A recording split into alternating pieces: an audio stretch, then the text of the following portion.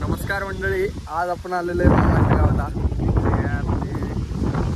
छोटे बंधू शेरडं राखायचं काम दिलंय आम्हाला. काय शेळ्या राखायचं शेळ्या राखायचं हे आहे आपण इकडं घर. आता पावसाचं वातावरण चालू झालंय त्यामुळं जरा काय जेव्हा इकडे गच्चल मोबाईल बघतोय.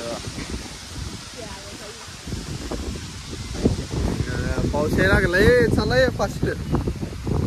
चल चल चल.